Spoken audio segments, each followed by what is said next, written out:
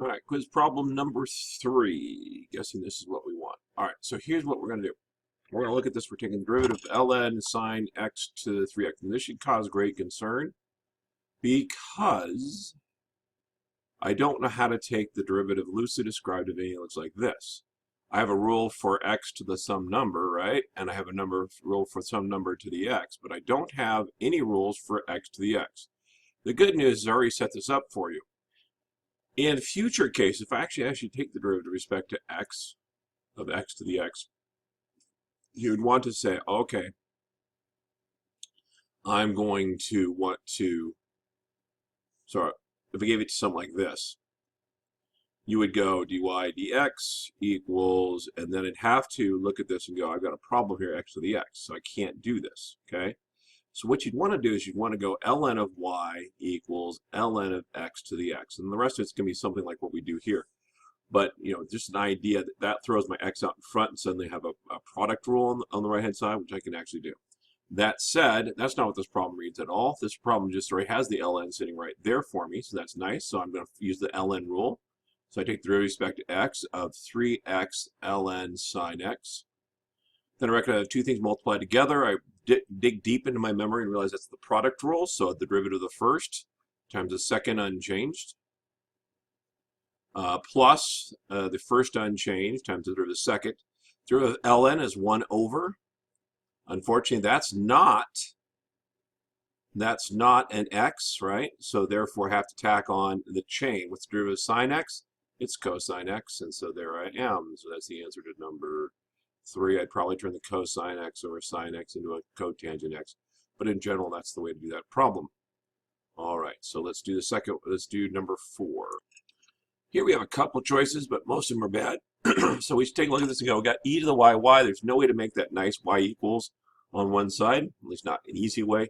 So we're going to go ahead and do implicit differentiation. Remember implicit differentiation? If you don't, now's a good time to remind you. That is, I just take the derivative like I'm supposed to, but I remember anytime I take a derivative with a y in there, I'm going to have to tack on a chain because that's not an x, right? So take the derivative of both sides with respect to x. That's essentially the step I'm going to do. E to the y equals derivative with respect to x of x.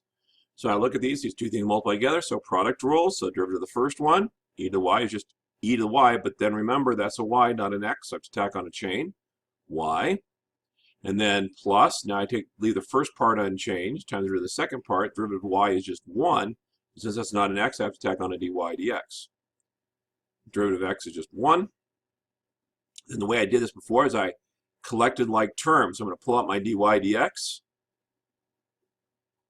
That leaves behind an e to the y plus an e to the y equals 1. Bring it over here.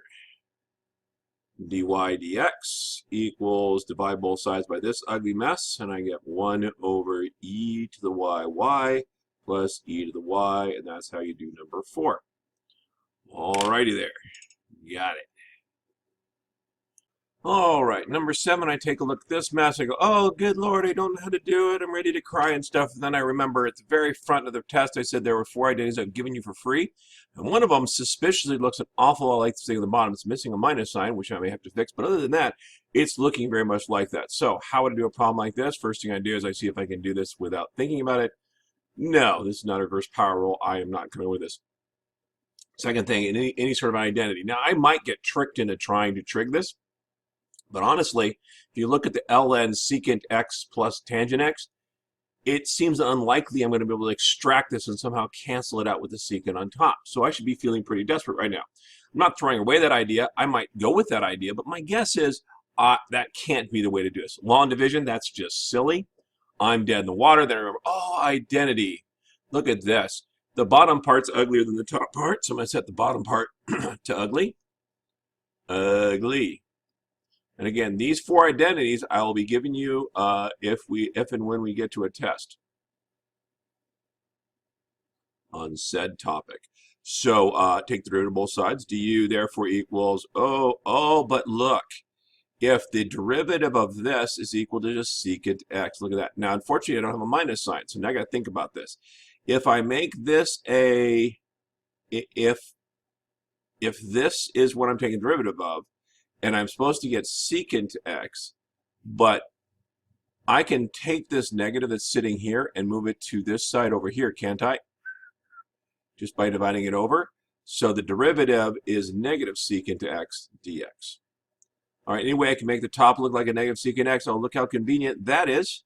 So now I'm going to go ahead and go, aha. So the integral of secant x dx over 1 over this awfulness, which is no fun at all. But the good news is I can do it anyways. I need a minus sign, so I put a minus sign here, I put a minus sign out in front. Now it's ready to be u'd. This becomes negative the integral of 1 over u du. The integral of 1 over u is simply ln.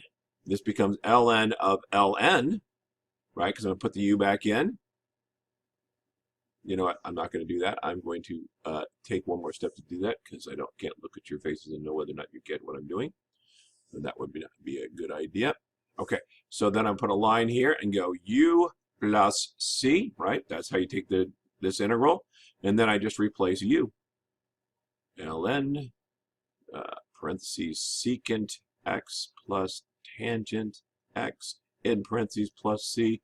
And I need my other absolute value bar. And then boop, boop, boop, boop, boop, boop, and that's how you do number 7.